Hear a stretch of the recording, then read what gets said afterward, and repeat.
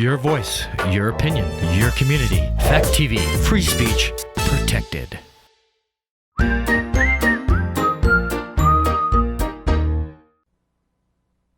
you sick of looking at Netflix and you don't know what to watch? So many movies out there, you don't know which ones are good, which ones were bad. You curious about what's out there? I'm Joey Powers. I'm Don Trettler. This is The Best Pictures. The ones you don't want to miss. Hit it. Say hello to my little friend.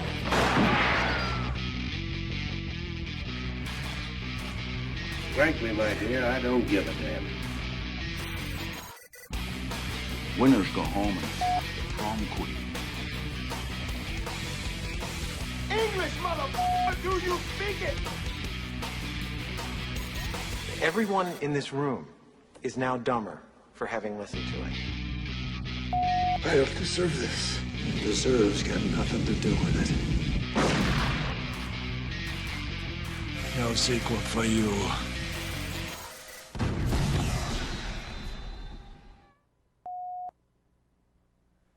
Hi, and welcome to another edition of The Best Pictures. I'm one of your hosts, Joey Powers. Hey, and I'm Don Trettler. Welcome to the show. We're going to be talking about movies. Movies, names from a hat again.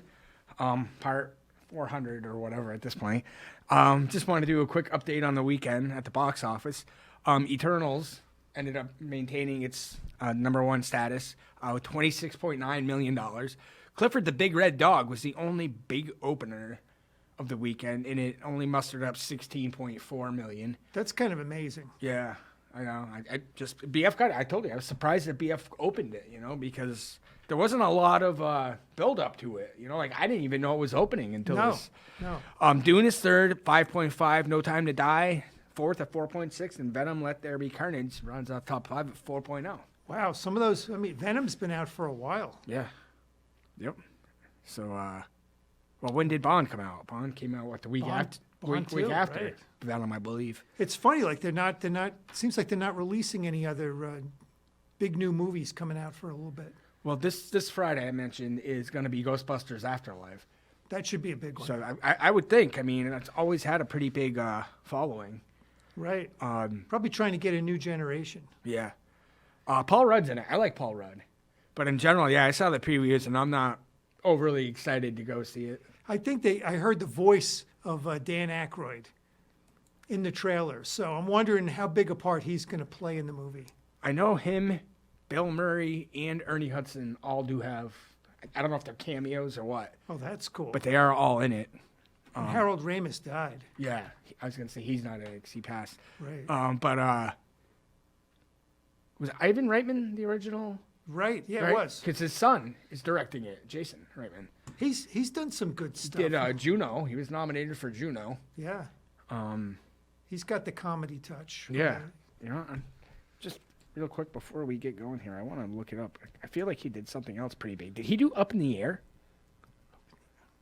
Oh, I don't know. I didn't see it. That's George Clooney. Yeah. You haven't seen that? No. That's a really good movie. No, that's one you've talked about, and I haven't gotten to see yet.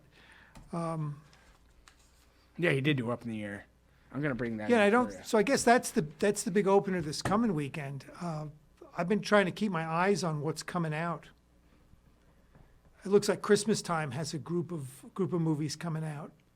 Yeah, well, like I said, Christmas Day is West Side Story, which I'm guessing is gonna be huge. Right.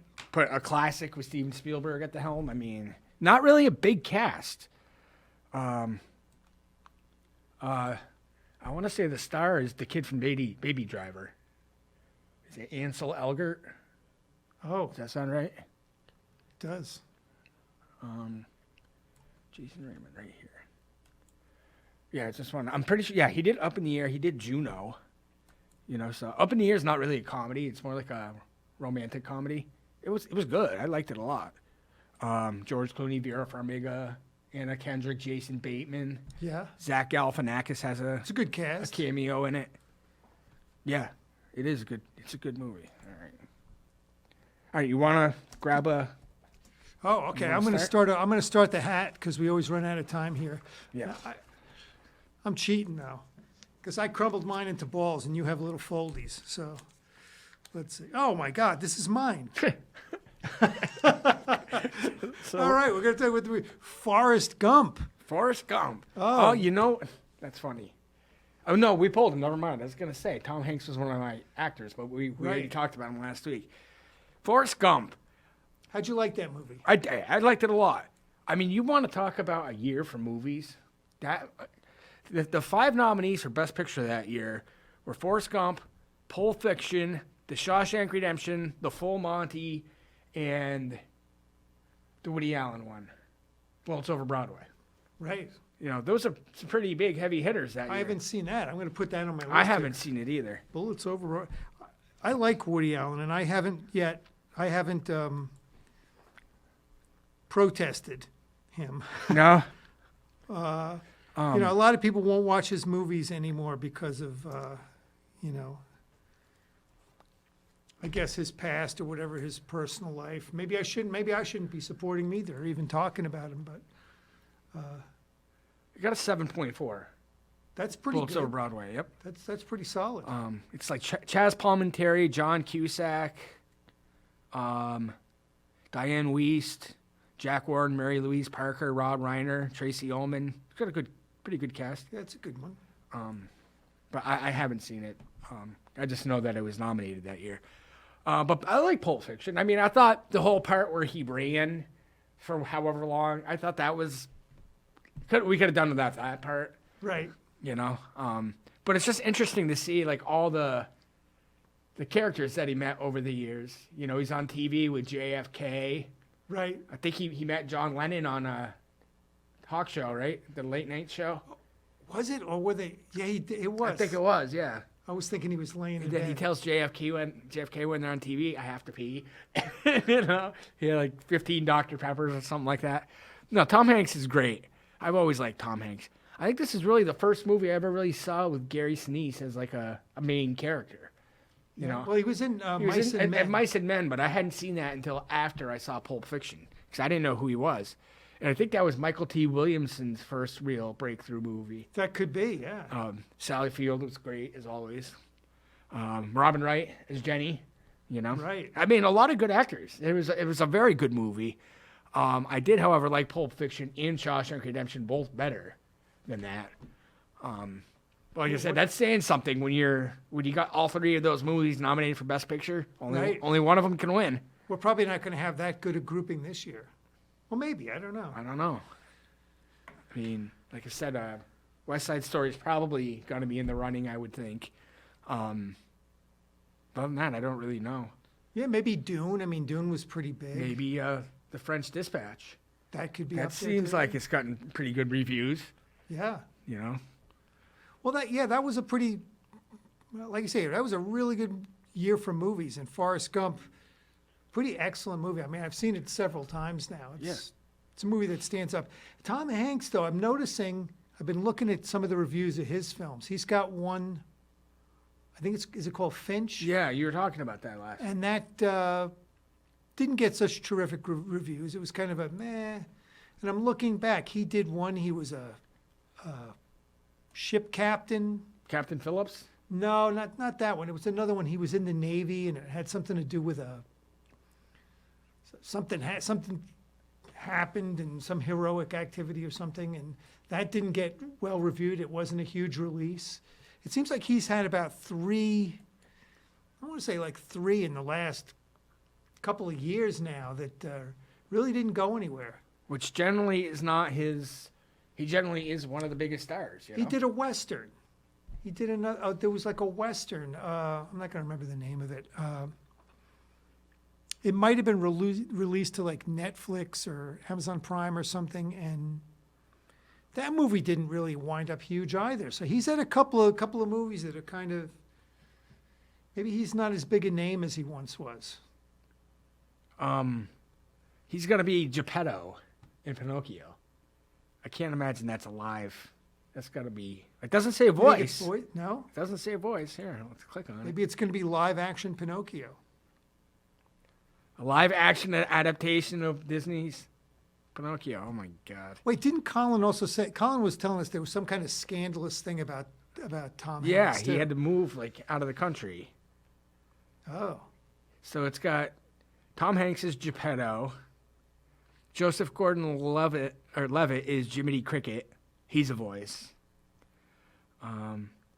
Benjamin Evan Ainsworth is Pinocchio. I don't even know who that is. I don't know either. But I don't know. That's going to be interesting. You know, a live action Pinocchio. All right, well, I'll grab one here. I think I got one of yours as well. Hopefully it's something good, something worthy of talking about. Penny Marshall. Penny Marshall. Well, I got prompted to do that because I watched Awakenings last night or the night before. Oh, my God, Awakenings. De Niro and I think Williams, it was on right? Netflix, and I was flipping through, and I saw it, and I said, oh, here's a good movie we could watch. Isn't it? De It Niro is. and Williams? It is, right. And I was wondering if Robert De Niro even got nominated for that movie. Penny Marshall also did one of our favorite Baseball movies? baseball movies. Yes, absolutely. Segue from Tom Hanks to... More Tom Hanks. Yeah. And good Tom I Hanks. loved A League of Their Own. One Right. of my all-time favorite movies in general. It's just, I mean, we were talking about it last week when we were talking about Tom Hanks, all the quotes. You know, there's no crying in baseball. I mean, that's a legendary quote, you know. And get your head, what is it? He says something about your head. He's like, in case you forgot, that's the lump that's 3 feet above your ass. He's just a fun movie. Yeah. A really fun movie. It's a great movie. So who was she in Laverne and Shirley? Was she Laverne or Shirley? Oh, no, I think she was Laverne. She was Laverne, and the dark-haired woman was Cindy Williams. Was Shirley. Yeah. Oh, she has a cameo in Get Shorty. I was going to say, I don't remember her in that. But that was a good movie. The Hard Way. I didn't realize she was in The Hard Way. Is that the one with, I think that's the one with James Woods and Michael J. Fox. Yep. It is. Yep. James Woods is a real detective, and Michael J. Fox plays the detective on either a TV show or a movie. So he goes around with James Woods and tries to learn how to become a cop. It's pretty funny. They're actually a pretty good pairing. Yeah, it's kind of interesting that Penny Marshall became a director, and she became, at the time, I mean, she was probably one of the top directors for several years. Like we said, she did Awakenings, which was pretty highly regarded. Big. A League of Their Own was very well received. Yeah. Did she do The Preacher's Wife? Oh, I don't know, and I've never seen it because I haven't- saw the one that it was based on, I haven't seen it either, but I swear to God, The she Bishop's Wife. That's one I should watch as a Christmas movie. I should go find The Preacher's Wife with Denzel did. Washington. Denzel Washington, yeah. And Whitney Houston. Yep. Nope, I don't think she did. I thought she did, but Yeah, what else is on her Hocus list? Pocus. She's having a baby. She didn't direct that though. She just has a cameo in it. And Laverne and Shirley. Yeah, she was Laverne.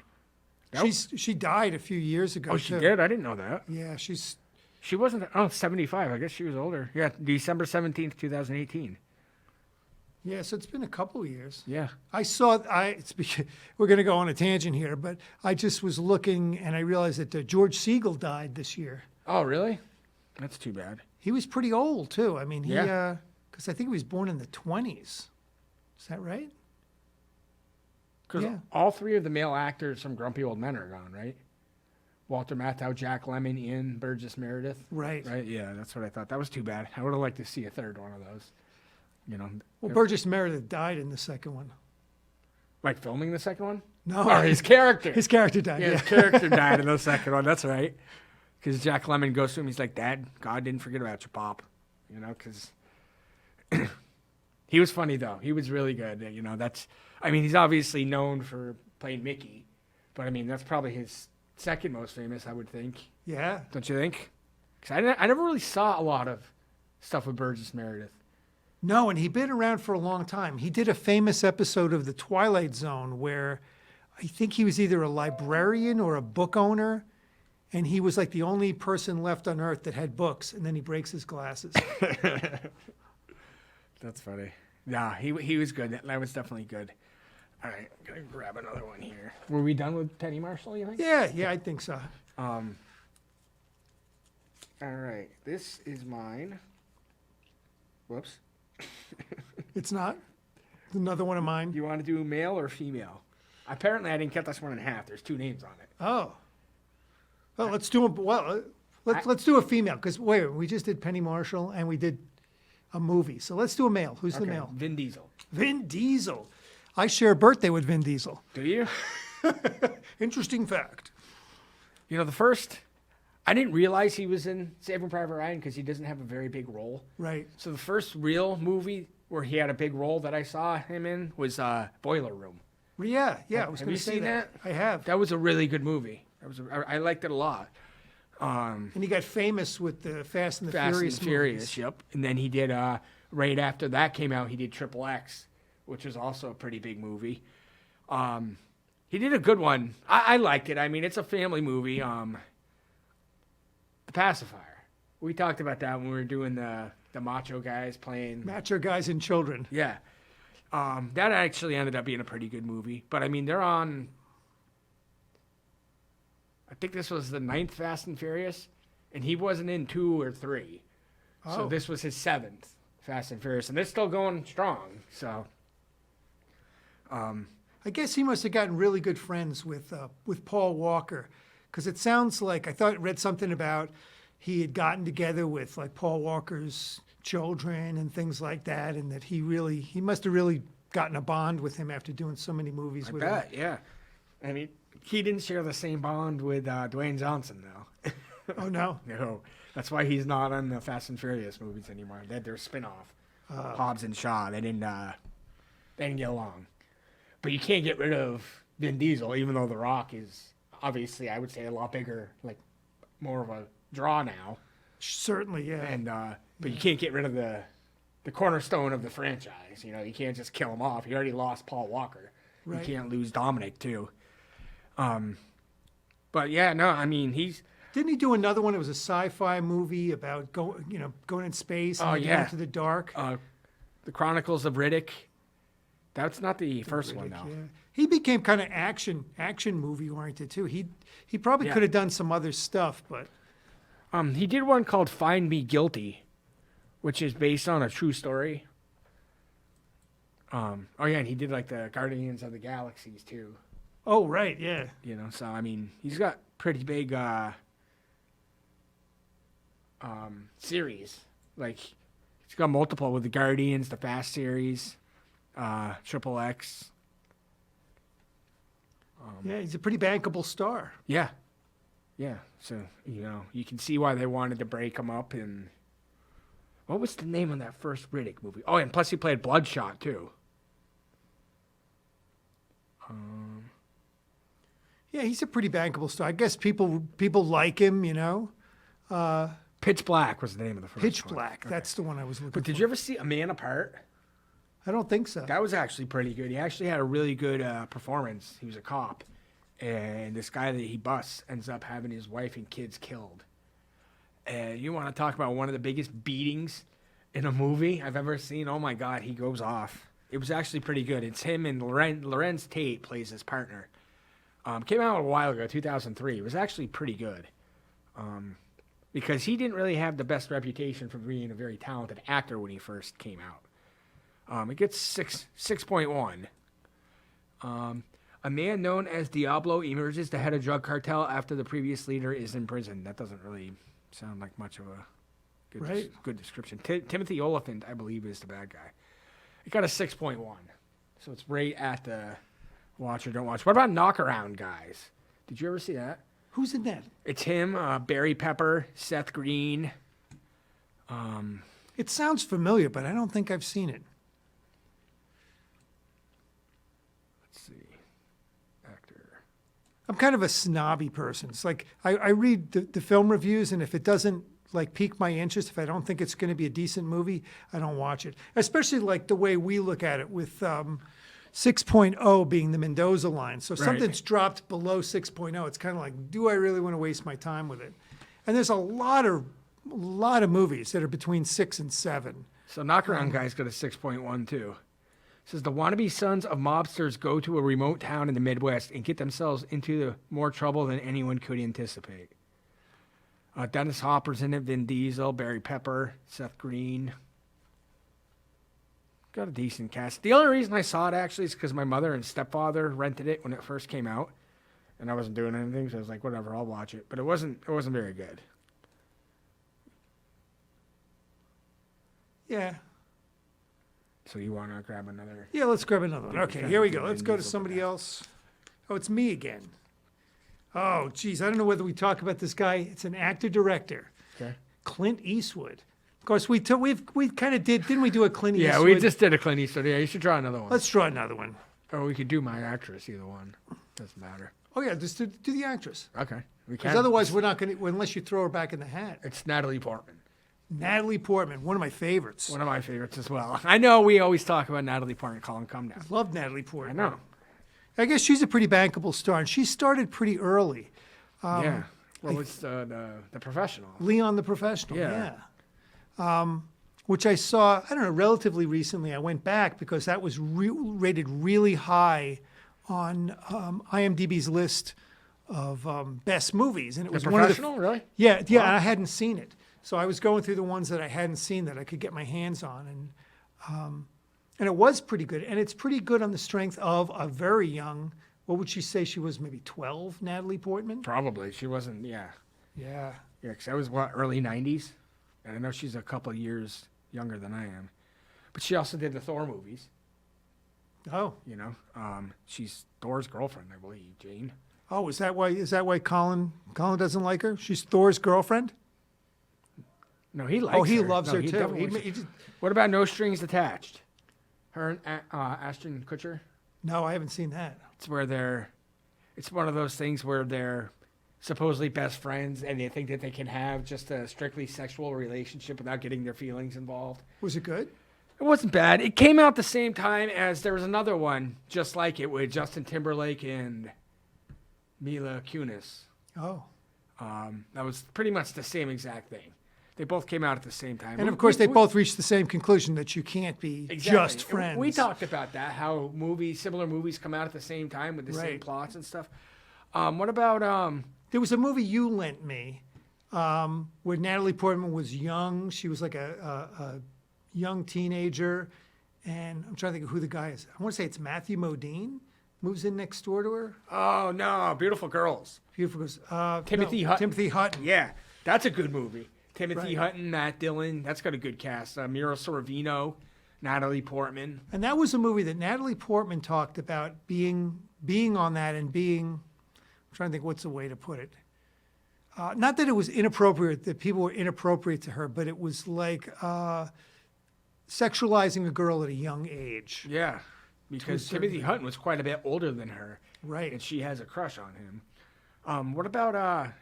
She also won for Black Swan. I was just going to ask you, what did you think about Black Swan? Oh, I really liked it. I've did watched too. it a couple times now. You know another one That's The Cross, because that's also, I'm trying to think what the director's name Aronofsky. is. Darren Aronofsky, who, we talk about relatively often. I've tried to watch all his movies. Yep.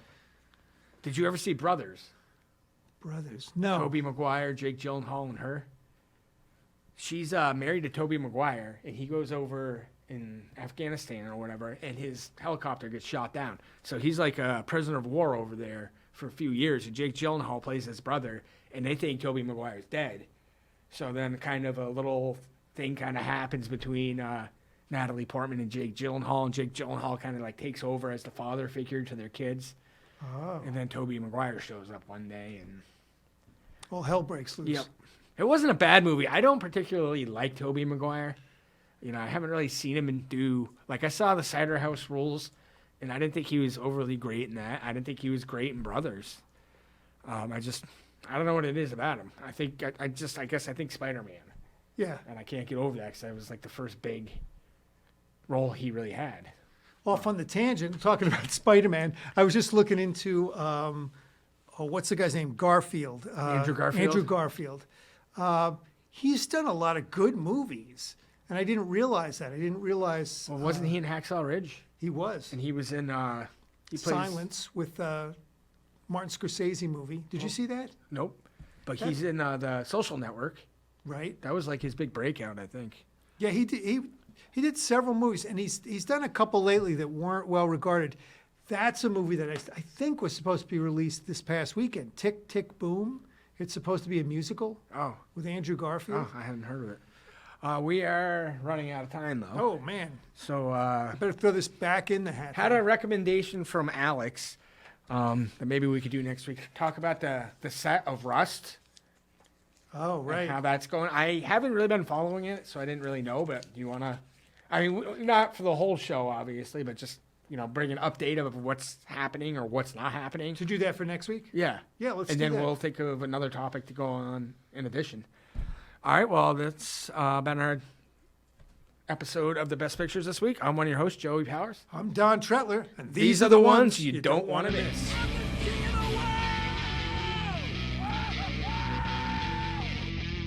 Gentlemen, you can't fight in here. This is the war room. Here's Johnny. Go ahead. Make my day. Life moves pretty fast. If you don't stop and look around once in a while, you could miss it.